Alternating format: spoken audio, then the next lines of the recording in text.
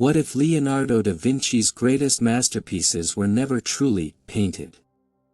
For centuries, Leonardo da Vinci has been celebrated as the ultimate painter, a man whose brush alone could conjure perfection. We are taught to believe that the Mona Lisa is simply the result of extraordinary talent, patience, and artistic intuition. But what if this belief is fundamentally wrong? What if Leonardo's masterpieces are not paintings in the traditional sense at all? This idea sounds outrageous at first. Yet when science, optics, and material analysis are allowed to speak, they tell a story far stranger than myth. A story that challenges not only art history, but our understanding of technological progress itself.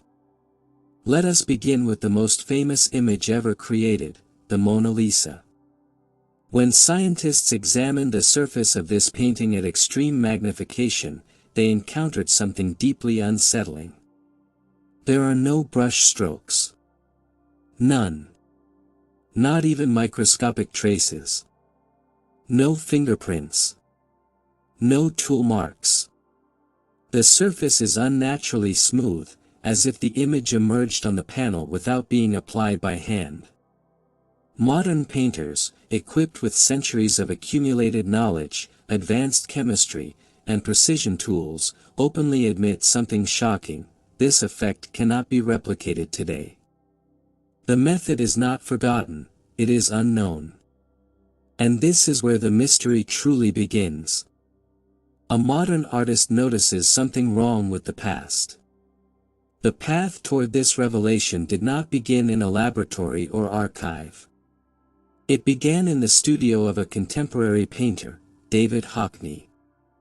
Hockney, deeply familiar with how paintings are actually made, was studying drawings by the 19th century master Jean-Auguste-Dominique Ingres. What disturbed him was not their beauty, but their precision. The proportions were flawless. The perspective was mathematically exact. The accuracy bordered on the photographic. To a modern eye, this kind of perfection suggests assistance. Hockney recalled something well known in contemporary art. Andy Warhol openly used projectors, tracing photographic images directly onto canvas. The result was speed, accuracy, and mechanical realism. Warhol never hid this. And suddenly, Hockney wondered, what if artists long before photography had found their own optical shortcuts? That question changed everything. The forgotten optical tools of artists. Hockney discovered that Ingres and his contemporaries had access to an optical device known as the camera lucida. It was simple but powerful. Using a prism, the artist could see both the subject and the drawing surface simultaneously, as if the image floated directly onto the paper. This tool solved the hardest problem in art, translating three-dimensional reality into two dimensions with perfect proportions. Talent was still required for shading and color, but the most difficult mathematical work was handled by optics. And if 19th century artists used such tools, then surely earlier masters could have done the same. So Hockney went further back, into the Renaissance. The sudden explosion of realism. What he found was astonishing. Around the early 15th century, European painting underwent an abrupt transformation. For centuries before, art had been symbolic, flat, and stylized. Then, almost overnight, paintings became shockingly realistic. Textures became tangible. Reflections behaved like real light. Tiny details appeared that no human eye could reasonably invent. This was not gradual improvement. It was a technological jump.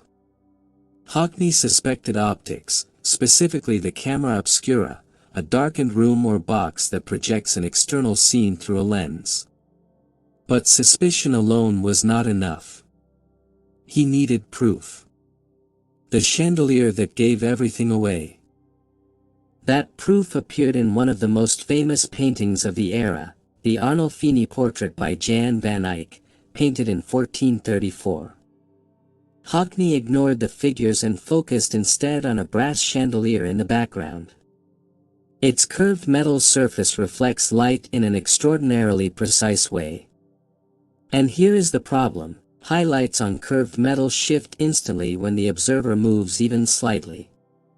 To paint such reflections accurately, an artist would need to freeze their head in place and paint faster than the sun itself moves, an impossible task. Unless the image was projected. Hockney recreated the chandelier, reconstructed the lighting, and projected it using a simple lens and camera obscura. The result was identical. The same reflections. The same highlights. Van Eyck had traced light itself. Optical artifacts hidden in plain sight.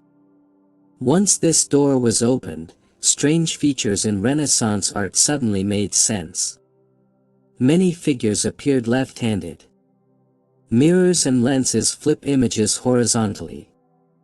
Proportion errors emerged where artists stitched together multiple projections due to shallow focus. What had once been dismissed as artistic style turned out to be technological fingerprints. The Renaissance was not just artistic genius, it was optical technology. But then came Leonardo. And everything broke. Leonardo does not fit the theory. Yes, Leonardo used optics. His famous sfumato resembles optical defocus. But his paintings contain something far more disturbing. The surface of his works defies physics. No brush strokes. No layering marks. No visible pigment grains. This cannot be explained by projection alone. So scientists looked deeper. What science found beneath the surface? Using advanced X-ray fluorescence spectroscopy, researchers examined Leonardo's paintings layer by layer, without damaging them. What they found was shocking. Leonardo did not paint in thick layers. Each layer was approximately 2 microns thick. A human hair is about 100 microns. Some paintings contained over 30 separate layers, stacked with surgical precision. Even more incredible was the pigment itself. The particles were so fine they could not be measured conventionally. Smaller than what modern industrial grinding can achieve. Smaller than pigments used in today's artist paints.